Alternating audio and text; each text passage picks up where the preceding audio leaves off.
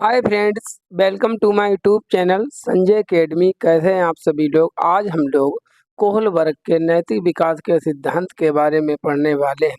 इससे 2-3 क्वेश्चन हमेशा पूछे जाते हैं, तो आज का क्लास जो है वो मोस्ट इम्पोर्टेंट आप लोगों के लिए होने वाली है। आज आप कोहलर के बारे में पढ़ लीजिए, कोहलबर्ग के बारे में पढ़ लीजिए। इसके बाद कोहलबर्ग के ऊपर आपको कोई भी डाउट नहीं रहेगा, कोई भी क्लास मत देखना। इसमें थ्योरी प्लस प्रैक्टिस दोनों चीज़ें हैं। पहले थ्योरी करेंगे, बाद में हम प्रैक्टिस करेंगे। बहुत अच्छे से क्लास कर लीजिएगा, ठीक है। आराम से देखिए क्लास को। चलिए अपनी क्लास को स्टार्ट करते हैं। इससे पहले हम जीन पियाजे और वाइगोत्स्की के बारे में पढ़ चुके हैं। आज हमारा कोहलबर्ग का नैतिक विकास का सिद्धांत, Kohlberg theory of moral development. सबसे पहले पढ़ते हैं। इन्होंने अपने प्रयोग में पूरी तरह से पुरुषों को लिया था। जो कोहलबर्ग थे, इन्होंने जो अपना एक्सपेरिमेंट किया था बच्चों के ऊपर, उसमें सभी पुरुष थे, उसमें सभी लड़के ही थे। इस यही इस चीज़ की जो है थ्योरी की क्रिटिक है, अवहेलना की जाती है, आलोचना की जाती है। इसलिए इस सिद्धांत को जेंडर बायस थ्योरी भी कहते हैं। अगर क्वेश्चन आ जाए निम्नलिखित में से किसके सिद्धांत को जेंडर बायस थ्योरी कहते हैं, तो वो होगा कोहलबर्ग का नैतिक विकास का सिद्धांत। अब इनकी एक स्टूडेंट थी जिसका नाम था कैरोल गिलिगन। उसने कहा था, कोहलबर्ग की ही छात्रा थी। इसका मानना था कि थ्योरी फेमिनिस्ट पर्सपेक्टिव नारीवादी का ध्यान नहीं रखती है। कैरोल गिलिगन का कहना था कि जो हमारे सर जी ने जो थ्योरी दी है, कोहलबर्ग जी ने, उस थ्योरी में इन्होंने पुरुषों को ही रखा था केवल, ठीक है, फीमेल को नहीं रखा था। इनका कहना था कैरोल गिलिगन का कि जो महिलाएं होती हैं उनकी इमोशनल इंटेलिजेंस अलग होती है, वो उनकी भावनात्मक समझ अलग होती है। तो जो थ्योरी जो इन्होंने दी थी वो पूरी तरह से पुरुषों से प्रभावित थी, इसलिए ये थ्योरी की यही आलोचना भी की है। तो पूछा जाता है कि निम्नलिखित में से कोहलबर्ग के कौन जो है प्रमुख निंदक हैं या आलोचक हैं, तो उसका आंसर आपका रहेगा कैरोल गिलिगन। इस कई बार पूछा गया है ये क्वेश्चन। किस आधार पर इनकी आलोचना की गई है? फेमिनिस्ट पर्सपेक्टिव, नारीवादी नैतिकता को ध्यान में नहीं रखा गया है, इसलिए। अब नैतिकता होती क्या है? सही या गलत को पहचानना ही नैतिकता कहलाती है। Ethics, what is right and wrong, it is called ethics. क्या सही है, क्या गलत है। अब मान लीजिए झूठ बोलना है, आपके अनुसार बताइए कैसा सही है कि गलत है। कुछ भी हो सकता है आपके अनुसार, ठीक है। तो यही आपकी क्या कहलाएगी? नैतिकता कहलाएगी। अब हम बात करते हैं नैतिक तर्क, व्हाट इज मोरल डिसीजन। नैतिक तर्क क्या होता है? मोरल डिसीजन लेने में जो थिंकिंग। अब आपको कोई नैतिक जो है डिसीजन लेना है, तो उसके लिए आप जो सोच विचार करेंगे उसको ही हम कहते हैं moral reasoning. It is called moral reasoning और थिंकिंग। नैतिक चिंतन भी इसको कहते हैं। आगे क्या है? कोहलबर्ग का नैतिक विकास का सिद्धांत जीन पियाजे के संज्ञानात्मक विकास के सिद्धांत से प्रेरित है। सभी का ये मानना है, हम सभी लोग जो है यही जानते हैं कि केवल कोहलबर्ग ने ही नैतिक विकास का सिद्धांत दिया था, ऐसा नहीं है। जीन पियाजे ने भी नैतिक विकास का सिद्धांत दिया, लेकिन इनका नैतिक विकास का सिद्धांत ज़्यादा फेमस नहीं हुआ। इनकी 4 अवस्थाएं और संज्ञानात्मक विकास का सिद्धांत फेमस हुआ। एक पुस्तक का नाम है the moral judgement of the child. इस बुक अगर पूछी जाए किसकी है, तो ये कोहलबर्ग की नहीं है, जीन पियाजे की है। क्या है बुक का नाम? यहाँ पर लिख लीजिए, moral judgement of the child. The moral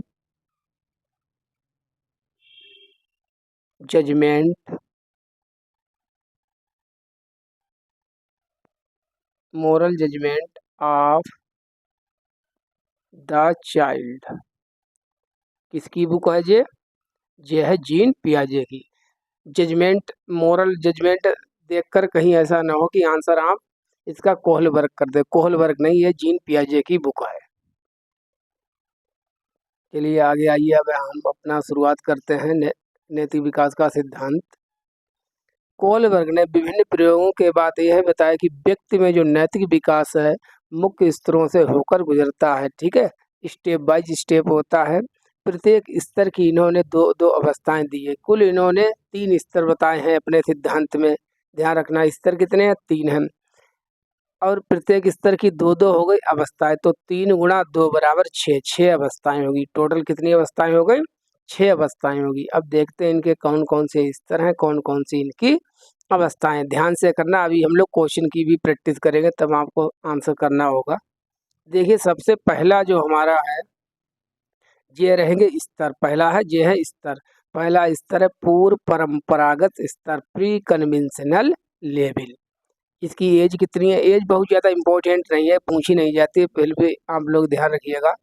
4 वर्ष से 10 वर्ष तक के जो है पूर्व परंपरागत अवस्था में आते हैं। 2 स्टेज इन्होंने इसमें बताई हैं, सभी की 2 ही अवस्थाएं, इसमें भी 2 अवस्थाएं। पहली अवस्था जो है उसका नाम है आज्ञाकारिता और दंड अभिन्यास, पनिशमेंट एंड ओबीडियंस ओरिएंटेशन। इसका मतलब है कि अगर आप कोई गलत काम करेंगे, ठीक है, आज्ञा नहीं मानेंगे अपने मम्मी पापा की, भाई बहन की, तो आपकी पिटाई होगी, तो आपको डांटा फटकारा जाएगा। देखिए यहाँ पर मम्मी है, बच्चे को डांट रही है, इसने कोई गलत काम किया, इसको पनिशमेंट दे रही है। इस वाली फोटो में क्या है? इसको लाड़ प्यार से अपने पास खिला रही हैं और बातचीत कर रही हैं, क्योंकि ये आज्ञा मानती है, ठीक है। तो इस पहली अवस्था का नाम क्या है? Punishment and obedience orientation. के नाम मोस्ट इम्पोर्टेंट है। जब कोई बच्चा दंड से बचने के लिए और पुरस्कार को पाने के लिए कोई काम करे छोटे स्तर पर, तो उसको हम कहते हैं पनिशमेंट एंड ओबीडियंस ओरिएंटेशन। अब पूर्व परंपरागत अवस्था स्तर क्या होता है? इसका मतलब होता है कि जो हमारी जो समाज में चल रहा है, परंपराएं हैं कि भाई अच्छा बनना है, सब लोग अच्छे बनने की होड़ में लगे रहते हैं। हमारे सोसाइटी वाले लोग क्या कहेंगे अगर हमने सीटेट को पास नहीं कर पाया, तो हमारे पास पड़ोसी क्या कहेंगे, रिश्तेदार क्या कहेंगे। केवल समाज में ही फंसे रहना, परंपराओं में फंसे रहने को हम कहते हैं परंपरागत स्तर। अब उससे पहले वाला स्तर, ठीक है, जिसमें बच्चा जो है बिल्कुल अबोध है, वो नहीं जानता कि आपकी सोसाइटी में क्या सही है क्या गलत है। वो केवल काम अगर कोई करेगा तो या तो शाबाशी पाने के लिए, ठीक है, ओबीडियंस और पनिशमेंट मिलेगा, इसलिए वो किसी भी काम को करता है। तो ये कौन सा स्तर हो गया हमारा? स्तर हो गया पहला। अवस्था कौन सी हो गई? स्टेज हो गई पहली, आज्ञाकारिता और दंड अभिन्यास, punishment and obedience orientation. Second हमारी कौन सी है? सेकेंड, इसके नाम बहुत हैं, इस बहुत बार पूछी जाती है, इसीलिए ये इसका नाम है साधनात्मक सापेक्षवाद अभिन्यास। इसके अन्य नाम क्या है हिंदी में? व्यक्तिवाद, उपकरणवाद, विनिमय, ठीक है, एक्सचेंज करना, नैमित्तिक विन्यास, जैसे को तैसा, टिट फॉर टैट, अगर तुमने मेरे साथ गलत किया तो मैं भी तुम्हारे साथ गलत ही करूंगी। इंग्लिश में इसके नाम क्या है? Mutual exchange, give and take, लेन देन की अवस्था, सेल्फ इंटरेस्ट, मेरा जिसमें इंटरेस्ट है, सेल्फ इंटरेस्ट है, मैं उस काम को करूँगा, इंडिविजुअलिज्म, एक्सचेंज और पर्सनल रिवार्ड ओरिएंटेशन। जैसे ये 2 बच्चे हैं, पहले वाले पेपर में इसने इसको दिखा दिया था, ठीक है, अब ये इसको लपक कर देख रहे कि मैंने तुमको दिखाया था, तुम भी हमको दिखा, कि एक्सचेंज करना मतलब एक दूसरे से, मैंने तुम्हारी हेल्प की इसलिए क्योंकि तुम मेरी हेल्प करो। जैसे 2 बच्चे हैं, ठीक है, 2 बच्चे हैं, एक दिन ये लंच लाया, इसने अपने फ्रेंड को इसको लंच करा दिया। अब ये नहीं लाया लंच, तब ये कहता है कि तुम भी मुझे लंच कराओ, कि मैंने उस दिन तुमको कराया तो तुम हमको कराओ। अगर तुम मेरे साथ ऐसा व्यवहार नहीं करोगे तो मैं तुमसे बात नहीं करूँगी। म्यूचुअल एक्सचेंज, अदला बदली करना किसी में, अगर हमारा इंटरेस्ट है तब। इसीलिए इस अवस्था को हम कहते हैं साधनात्मक सापेक्षवाद अभिविन्यास, इंस्ट्रूमेंटल पर्पज ओरिएंटेशन, इस नाम से भी इसको बहुत पूछा जाता है। मतलब जैसे को तैसा, अगर आप मेरे साथ रूड व्यवहार करेंगे तो मैं भी आपके साथ रूड व्यवहार करूंगा। चलिए आगे बढ़ते हैं, यही है हमारी दूसरी अवस्था। स्तर कौन सा है? पूर्व परंपरागत स्तर। अब हमारा पहला स्तर खत्म हो गया, समाप्त हो गया। अब हमारा दूसरा स्तर चालू हो गया, सामाजिक, ठीक है, जिसमें हम लोग जीवन और फंसे रहते हैं, इसी में लोग क्या कहेंगे, समाज क्या कहेगा। पारंपरिक स्तर, कन्वेंशनल लेवल, इसकी जो एज है वो 10 वर्ष से 13 वर्ष की बताई गई है। और इसके भी कितने चरण होते? 2 चरण होते, 2 अवस्थाएं होती हैं। अवस्था नंबर 3, अच्छा लड़का अच्छी लड़की अभिन्यास, good boy good girl orientation. Orientation. पूछा जाता है निम्नलिखित में कोल वर्ग की तीसरी अवस्था कौन सी है? इसका नाम है good boy good girl orientation. इसमें ये रहेगा कि जो बच्चे होते हैं, आपने देखा होगा 10 से 13 वर्ष के बच्चे छोटे ही होते हैं, चौथी पाँचवीं में पढ़ने वाले सभी होड़ में लगे रहते हैं कि मुझे अच्छे नंबर लाने हैं, मुझे अच्छा बनना है, मुझे एग्जाम में ए ग्रेड लाना है, जिससे पापा मेरी शाबाशी करेंगे, मम्मी शाबाशी करेंगे, और जो नहीं लेके आएंगे तो मेरी पिटाई हो सकती है और मेरी जो है बेइज्जती की जाएगी। ऑनेस्टी है, अप्रूवल है, मतलब दूसरों की शाबाशी प्राप्त करना, प्रेज प्रशंसा प्राप्त करने के लिए। देखिए ये बच्ची है, ये रिपोर्ट कार्ड लेके आई है, ये इसके सभी है, तो ये अच्छी बन गई। अब इसको क्या है, इसकी शाबाशी मिलेगी इसको। तो सभी बच्चे जो होते हैं वो अच्छे बनने की होड़ में लगे रहते हैं, तो उस अवस्था को क्या कहते हैं हम? Good girl good boy orientation. Stage number 3। बस इतना ही आपको ध्यान रखना है इन अवस्थाओं के बारे में। यह है स्टेज नंबर 4। किस स्तर के अंतर्गत? परंपरागत स्तर के अंतर्गत। Law and order orientation. Rule is rule, rules can not be broken. इसका नियम ये है कि अगर आप मेरे दोस्त हैं, ठीक है, यारी दोस्ती हमारे घर की है, अगर मैं ड्यूटी पर हूँ तो मैं आपको कोई भी गलत काम नहीं करने दूंगा, क्योंकि अगर मैं ड्यूटी कर रहा हूँ और आपने चोरी की है तो मैं आपको पकड़ूंगा, में डालूंगा। क्यों? क्योंकि मेरा ये कर्तव्य है। क्योंकि अगर आज आपने चोरी की है, अगर आपको मैंने पनिशमेंट नहीं दिया तो जो सभी लोग हैं वो चोरी करेंगे, गलत गलत काम करेंगे और नियमों को तोड़ेंगे, जिससे समाज में अव्यवस्था बन जाएगी और जो समाज है वो प्रॉपर रूप से काम नहीं करेगा, नहीं चलेगा। तो रूल को आप तोड़ नहीं सकते हैं। रूल इज रूल, यारी दोस्ती सब साइड में है, पहले रूल इज रूल, सभी के लिए रूल है। इसको हम कहते हैं कानून और व्यवस्था अभिविन्यास, लॉ एंड ऑर्डर ओरिएंटेशन। अभी क्वेश्चन करेंगे तब आपको और ज़्यादा क्लियर होगा। अब आ गए हम सबसे उच्च स्तर, सबसे बाद वाले स्तर में।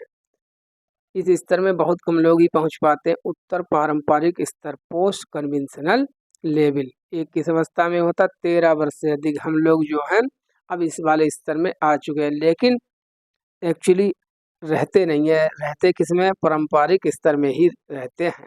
वैसे इसकी जो एज इन्होंने बताई वो बताइए 13 वर्ष से अधिक। इसके भी चरण कितने हैं? 2 चरण है। 5वां चरण है सामाजिक अनुबंध अभिन्यास, social contract orientation and individual rights. एक बार एक क्वेश्चन आया था कि एक पर्सन है जिनका नाम ए है, वो टैक्स नहीं देना चाहते। वो कहते हैं कि सरकार मेरे टैक्स के पैसे से गरीबों में बांट देती है, वेलफेयर स्कीम करती है, मैं टैक्स नहीं दूंगा, सरकार मेरे जो टैक्स है उसको मिसयूज करती है। तो अब यहाँ पर उनकी इंडिविजुअल राइट्स हैं कुछ, ठीक है, इंडिविजुअल राइट्स, इंडिविजुअल उनकी थिंकिंग हो गई कि क्या सही है क्या गलत है। अब वो पारंपरिक स्तर से ऊपर उठ गए हैं। इसको हम कहते हैं सामाजिक अनुबंध विन्यास। और क्या है? इनके इनसे कुछ संबंध है, इनके इनसे संबंध, इनको इनसे कुछ चाहिए, इनसे इनको कुछ, जैसे जो कि हमारे सामाजिक संबंध होते हैं। तो वो ही अवस्था है। ये कौन सी अवस्था है? अवस्था नंबर 5। तो जो हम सोशल कॉन्ट्रैक्ट, नाम से ही क्लियर, सामाजिक संबंध। तो ये कौन सी अवस्था हो गई? अवस्था नंबर 5। अब लास्ट मोस्ट इम्पॉर्टेंट देख लीजिए, नंबर 6 है सार्वभौमिक नैतिक विकास, नैतिक विन्यास अभिविन्यास, यूनिवर्सल एथिकल प्रिंसिपल। ये वो अवस्था होती सबसे उच्च स्तर की होती है, हाईएस्ट है, इसीलिए 6 नंबर पर है। इस पर बहुत कम लोग ही पहुंच पाते हैं, जैसे नेल्सन मंडेला है, महात्मा गांधी है, अब्राहम लिंकन है, जॉर्ज बुश है। ऐसे लोग जो बहुत ज़्यादा लोगों को, राजा राम मोहन राय थे, बहुत ज़्यादा लोगों को प्रभावित कर लेते हैं। अगर समाज में कोई गलत चल रहा है तो उसके खिलाफ आंदोलन करना। देखा देखा हुआ होगा कि आप ये दोनों जो है राष्ट्रपिता, जी हमारे भारत के राष्ट्रपिता हैं, जे कहाँ के हैं? साउथ अफ्रीका के हैं। लोगों की भलाई व जो चीज़ें समाज के लिए गलत है के खिलाफ आंदोलन करना, उन लोगों को, वो ही लोग इस अवस्था पर आ पाते हैं। किस पर? यूनिवर्सल एथिकल प्रिंसिपल्स पर, सार्वभौमिक नैतिक विन्यास। विन्यास करो अभिविन्यास करो, दोनों सही है। अब ये तो हो गए हमारे। अब आगे इनकी एक हिंजवारी डिलेमा था, हिंजवारी कहानी आपने सुनी है या नहीं सुनी है? देखिए सुन लीजिए।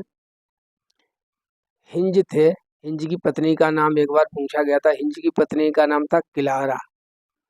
सीटेट में आया था एक बार कि हिंज की पत्नी का नाम क्या था, वो था किलारा, याद कर लीजिए। हिंज जो थे, ये बच्चों को कहानी सुनाते थे, कौन?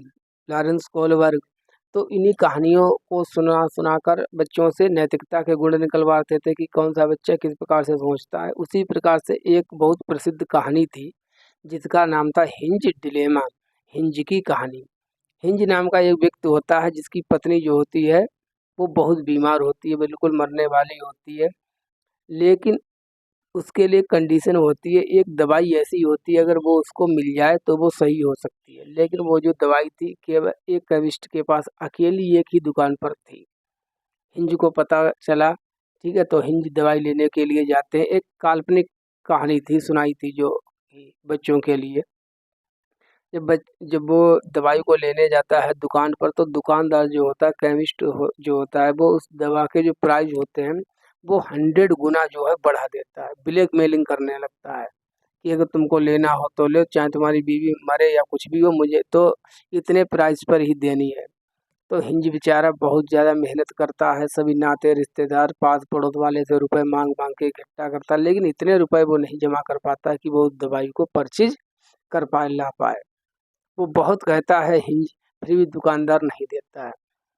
अब हिंज के सामने दो चीजें हैं, देखिए, इसको ही डिलेमा कहते हैं, हिंज डिलेमा। ये हिंज, इसके पास दो रास्ते हैं। एक तो रास्ता है अपनी बीवी को मर जाने दे, छोड़ दे कि चोरी नहीं करूंगा चाहे जो भी हो, ठीक है, बीवी जाती है तो जाने दो। दूसरे नंबर पे क्या है, दूसरी रास्ता क्या है कि भाई चोरी कर लेंगे, क्या है, जब बहुत से ज़्यादा 2-3 साल की जेल हो जाएगी, लेकिन जो हमारा बचपन का प्यार है, जो हमारी वाइफ है, वो हमें दोबारा नहीं मिलेगी, तो मैं पत्नी को नहीं मरने दे सकता हूँ, मैं पत्नी से बहुत ज़्यादा प्यार करता हूँ, इस तरह से इमोशनल हो गया, उसने चोरी कर ली। तो क्या करें, क्या ना करें, दो में से एक रास्ता अपनाना, तो इसे ही कहते हैं डिलेमा, ठीक है, दुविधा, नैतिक, मोरल डिलेमा, नैतिक दुविधा। अब हिंज के पास यही दुविधा थी कि पहला वाला रास्ता अपनाए या दूसरा वाला रास्ता अपनाए। तब फिर इन्होंने बच्चों से पूछा, बताइए बच्चों, हिंज को चोरी करनी चाहिए थी, क्यों नहीं करनी चाहिए थी, या क्यों कर लेनी चाहिए थी, इस प्रकार से क्वेश्चन पूछते रहते हैं। तब हिंज का पत्नी को जान बचाने के लिए चोरी करना, आप बताइए सही है या गलत है, आप लोग बताइए क्या सही है कि गलत। इस प्रकार से उन्होंने बच्चों से क्वेश्चन पूछे थे और बच्चों में नैतिक विकास को जाना था। अब इनकी आलोचना क्या है, पहली तो हम बता ही चुके हैं। कैरोल गिलीगन जो इनकी स्टूडेंट थी, उन्होंने बताया था कि आपने केवल ही लड़कों को ही लिया है, इसलिए आपकी जो थ्योरी है वो जेंडर बायस है, बायस्ड थ्योरी है, लिंग रूढ़िबद्धता को सूचित करती है। एक तो इनकी ये थी आलोचना। दूसरी आलोचना क्या थी, not applicable in all cultures की, जो आपने क्वेश्चन पूछे जो वो सभी संस्कृतियों में लागू नहीं हो सकते हैं। जैसे अब मान लीजिए एक बंदा जो यूएसए में रहता है, अमेरिका के रहने वाला, एक इंडिया का रहने वाला है, एक जापान का रहने वाला, तीनों की अलग अलग कल्चर है, संस्कृति है, तो तीनों की अलग अलग जो होगी वो नैतिकता होगी। हो सकता है यूएसए वाले की नैतिकता अलग हो, इंडिया वाले की अलग हो, जापानीज की अलग हो, तो अलग अलग संस्कृति का भी इन्होंने ध्यान नहीं रखा था, इसलिए इनकी आलोचना की गई थी। और मेल फीमेल का ध्यान नहीं रखा था, इसलिए इनकी थ्योरी की आलोचना की। इनकी स्टूडेंट कौन थी, कैरोल गिलीगन। कैरोल गिलीगन का नाम ध्यान रखना, ये नाम पूछा गया है। चलिए बस इतना ही आपको इस थ्योरी में पढ़ना था। अब आ जाइए क्वेश्चन के ऊपर, क्वेश्चन कर लीजिए, क्वेश्चन किस प्रकार से पूछे जाते हैं, देखिए।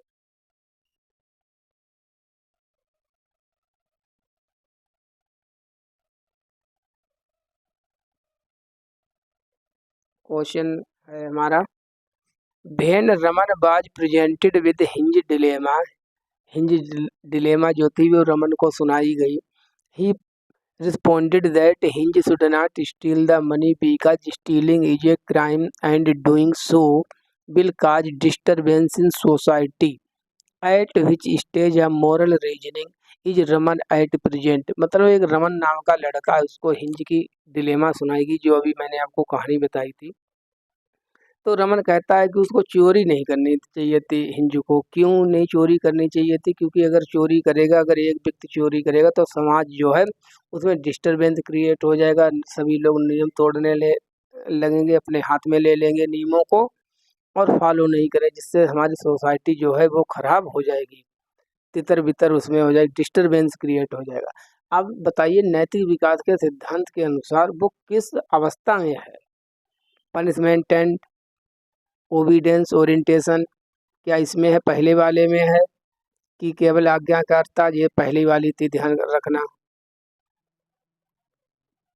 इंस्ट्रूमेंट परपज ओरिएंटेशन जो साधनात्मक वाली थी, साधनात्मक दूसरी नंबर की, ये है इसमें है टिट फॉर टैट, जैसे को तैसा, आज मैंने तुमको लंच कराया, कल तुम हमको लंच कराओ, एक दूसरे के संबंध।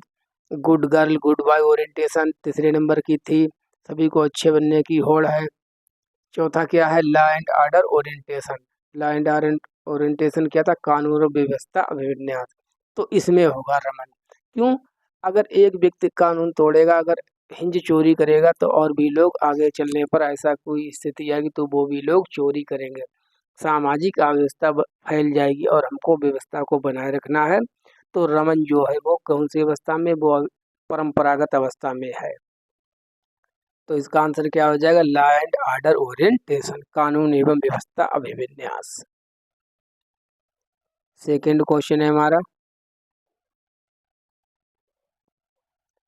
When presented the Hinge dilemma, 8-year-old Gurpreet responded that Hinge should steal the money because he needs it.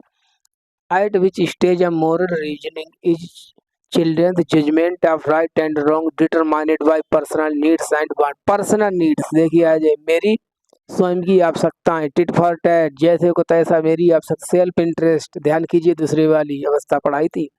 अब इसमें गुरप्रीत नाम का लड़का है, वो कहता है कि हिंज को चोरी कर लेनी चाहिए थी। क्यों? क्योंकि उसकी आवश्यकता थी। भाई केमिस्ट भी तो गलत कर रहा था, 100 गुने प्राइस क्यों बढ़ा दिए थे तुमने? तो उसको चोरी कर लेनी चाहिए थी, गुरप्रीत कहता। तो गुरप्रीत अभी किस अवस्था में है? Punishment and obedience orientation, instrument relativist orientation, good boy good girl orientation, law and order orientation. तो टिट फॉर टैट, जैसे को तैसा, अगर केमिस्ट गलत कर रहा है तो मैं भी गलत करूंगा, ठीक है। My attitude is depend upon yours how you treat me, तुम मुझको कैसे ट्रीट करते हो इस पर मेरा जो है एटीट्यूड डिपेंड करेगा। मेरी पर्सनल नीड्स क्या है, ठीक है। यहाँ जहाँ पर मिल जाए पर्सनल नीड्स एंड वांट्स, वो दूसरी वाली व्यवस्था होगी, ध्यान रखना, इंस्ट्रूमेंट रिलेटिविस्ट ओरिएंटेशन। इसको इंडिविजुअलिज्म भी कहते हैं, इसके अलग अलग नाम है। तो इसका जो आंसर होगा, आंसर नंबर बी। देखिए इसके कितने नाम है अलग अलग।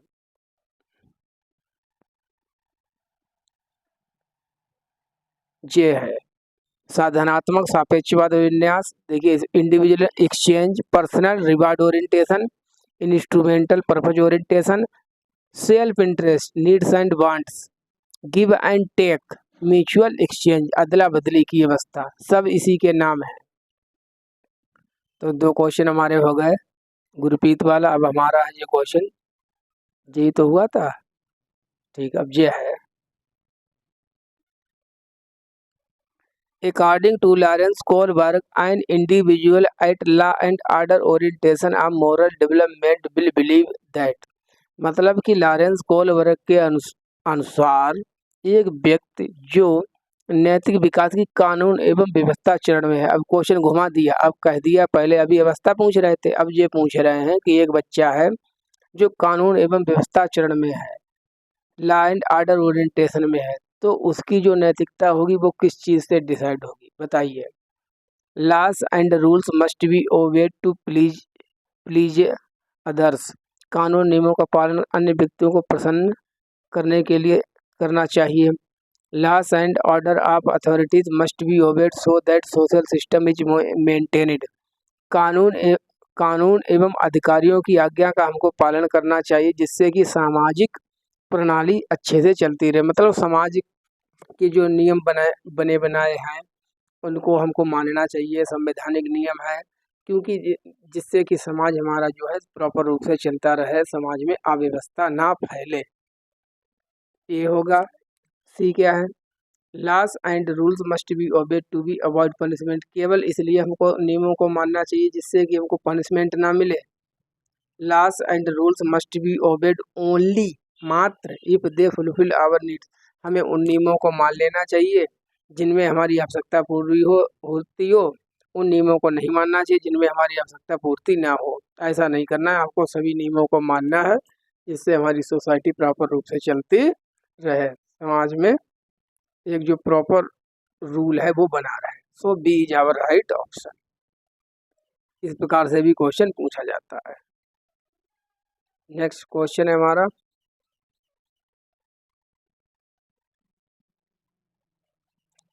According to Lawrence Kohlberg, individuals at stage जज their actions in terms of needs and wants. आ गया आवश्यकता एवं चाहत, tit for tat, mutual exchange, instrument purpose orientation. ध्यान कीजिए, कुछ ध्यान आ रहा है।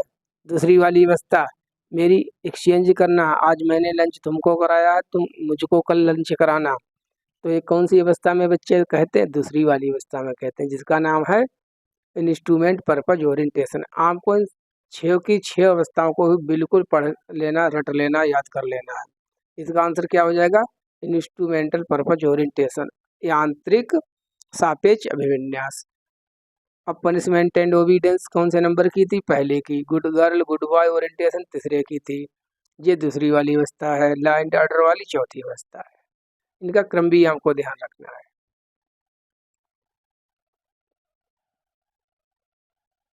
निशा, निशा ensures to fulfill given homework to avoid the shame that she may be subjected to by her teacher for not doing homework. As per Lawrence Kohlberg theory of moral development, this represent reasoning at dot dot dot।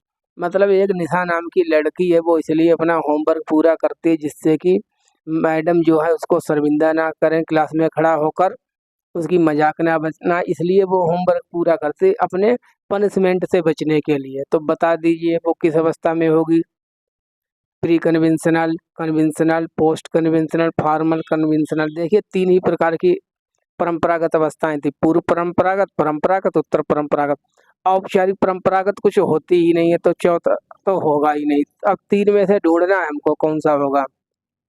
जब बच्चे किसी भी काम को करें punishment से बचने के लिए, तो दूसरी वाली अवस्था, जो पहली वाली अवस्था होती है, sorry, punishment and obedience orientation, जो कि कौन सी वाली में होती, प्री कन्वेंशनल, पूर्व परंपरागत अवस्था। सो ए इज आवर राइट ऑप्शन। चलिए बस इतने ही क्वेश्चन थे। क्लास को अपनी यहीं पर कंप्लीट करते हैं, मिलते हैं नेक्स्ट वीडियो में। प्लीज़ क्लास को शेयर कर दिया करें। अगर आपने चैनल को अभी तक सब्सक्राइब ना किया तो सब्सक्राइब कर ले। हम लोग इसी प्रकार से तैयारी करते चलेंगे और आपका एक बहुत अच्छा स्कोर आएगा, बिल्कुल आप भी 30 आउट ऑफ 30 करके आएंगे। इसी प्रकार से जुड़े रहिए हमारे साथ। और भी लोग को अगर आप शेयर कर देंगे वीडियो तो उनको भी फ़ायदा मिल सकेगा इन वीडियोज़ का, और वो भी सीटेट को अपने क्लियर कर पाएंगे। ठीक है, चलिए मिलते हैं नेक्स्ट वीडियो में। Thank you for watching.